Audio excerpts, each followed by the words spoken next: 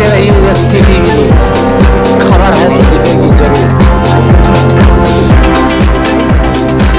जब नेशनल इत्तेहाद मंच के संचालक इस्माइल बाटलीवाला जी से पूछा गया कि देश में व्यवस्था परिवर्तन अच्छे दिन की बहुत सी पार्टियां और नेताओं ने वादा किया लेकिन अच्छे दिन नहीं आए,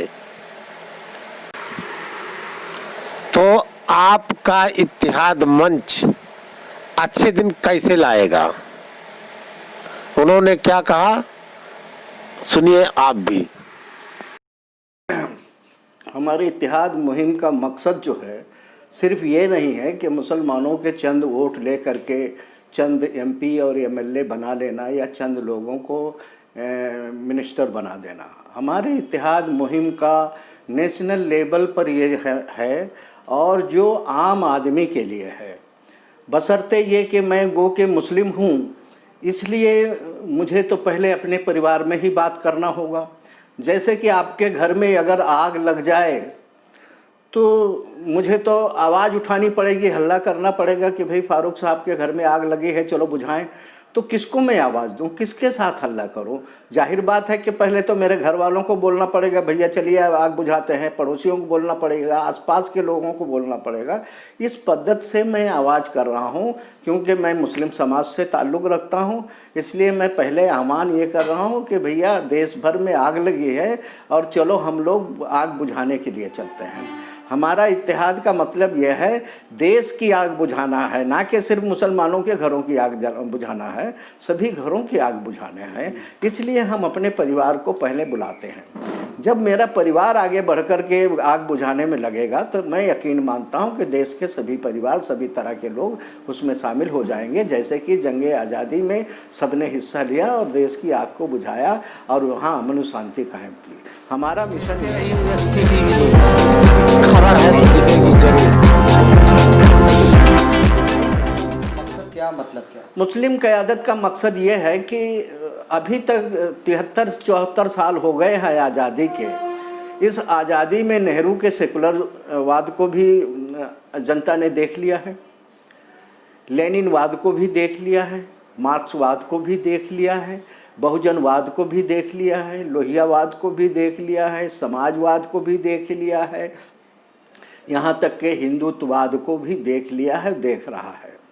हमारा कहना यह है कि भाई इन तमाम वाद को आपने देखा है, एक बार हमारे भी वाद को देखने की कोशिश करें। हम भी कुछ रखना चाहते हैं देश के सामने, देश की आम जनता के सामने रखना चाहते हैं। यदि देश की जनता को पसंद हो, ये लोकतांत्रिक देश है, यदि हमारी बात को पसंद किया जाए, हमारे पॉलिसी को पसंद किया जाए, जनता पसंद करती है, तो फिर हमें मौका मिलना चाहिए। मतलब हमें मौका मिलना चाहिए मतलब ये कि मुस्लिम नेतृत्व में जो एक स्वदेशी पॉलिटिकल सिस्टम हम लाना चाहते हैं।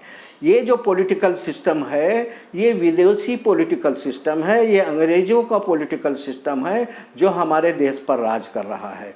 इस पॉलिटिकल सिस्टम को हम बाहर करना चाहते हैं और हमारे एक भारतीय स्वदेशी पॉलिटिकल सिस्टम हम लाना चाहते हैं जो संविधान चाहता है, जो देश की जनता चाहती है और जो यहाँ के धर्म के महापुरुष रहे हैं वो चाहते हैं। उनकी चाहत के मुताबिक जो है यहाँ पर एक पॉलिटिकल सिस्टम की ज़रूरत है। उदाहरण के तौर पर मैं बता दूं कि यहाँ पर बदलाव के सभी ने बातें की, व्यवस्था परिवर्तन की सभी ने बातें की, पार्टियाँ बदली, झंडे बदले, नेताओं के चेहरे बदले, लेकिन कोई बदलाव नहीं हुआ। कारण ये है कि पॉलिटिकल सिस्टम वही है। बीमारी जो है वो पॉलिटिकल सिस्टम में है, ना कि पार्टियों में, ना नेताओं में। देखिए इस पॉलिटिकल सिस्टम पर मेरा अंकुश है, मेरा जो प्रहार है पॉलिटिकल सिस्टम पे है। आजम खान समाजवादी में भले हों या गुलाम नबी आज़ाद कांग्रेस में भले हो या शाहनवाज हुसैन BJP में भले हों, कहीं भी कोई भी हो, समझे साहब, या असदुद्दीन ओवैसी MIM चला रहे हैं, मुस्लिम लीग चला रहे हैं, हमारे लोग भी, डॉक्टर अयूब जो है पीस पार्टी चला रहे हैं, हमारी भी पार्टियां हैं। ये सभी की सभी पार्टियां मौजूदा पॉलिटिकल सिस्टम का ही हिस्सा हैं। ये मुस्लिम हों, गैर मुस्लिम हों, कोई भी बिरादरी से ताल्लुक़ हों, निचली जाति से ताल्लुक़ रखने वाले हों, ऊंची जाति से ताल्लुक़ रखने वाले हों, अगर वो उस पॉलिटिकल पार्टी के, उस पॉलिटिकल सिस्टम के हिस्सा हैं तो उसमें से कोई भी अच्छा दिन नहीं देख सकेगा, क्योंकि बीमारी जो है उस पॉलिटिकल सिस्टम में है। मैं कह रहा हूँ कि पार्टियों में नहीं है, नेताओं में नहीं है, बल्कि उस पॉलिटिकल सिस्टम में है। मैं उस पॉलिटिकल सिस्टम को आपको उदाहरण देता हूँ कि फारूक साहब, आप सफ़ेद साफ सूफ लिबास में बहुत अच्छे से नए कपड़ों में तैयार हो करके आइए और कोयले की खान में घुस जाइए, साहब आप काला होकर ही आओगे। आपका जो पॉलिटिकल, हमारा मौजूदा पॉलिटिकल सिस्टम है वो काले कोयले की खान की तरह है। वहाँ ईमानदार से ईमानदार आदमी भी जाएगा, वो काला होकर ही आएगा। ज़रूरत कहाँ है फिर उस गोडाउन को बदलिए साहब। बीमारी वहाँ है, ना बे फारूक में है, ना इस्माइल में है, ना इकबाल में है, वहाँ बीमारी नहीं है। बीमारी उस काले गोडाउन में है। उस काले गोडाउन को आपको बदलना होगा, तभी इस देश में बदलाव आएगा। और देश की जनता महसूस कर रही है, आप देखेंगे वो बदलाव चाहती है, लेकिन बदलाव कैसे चाहती है, उसको पेश कर दिया जाता है, ये मेरी पार्टी है, ये व्यवस्था बदलाएगी, वो मेरी पार्टी है, व्यवस्था बदलाएगी। इस तरह की बातें लाते हैं, लुभावने नारे देते हैं, तो उसमें और सिस्टम वही है, उसी सिस्टम के हिस्से में से आते हैं, कोई बदलाव नहीं आएगा।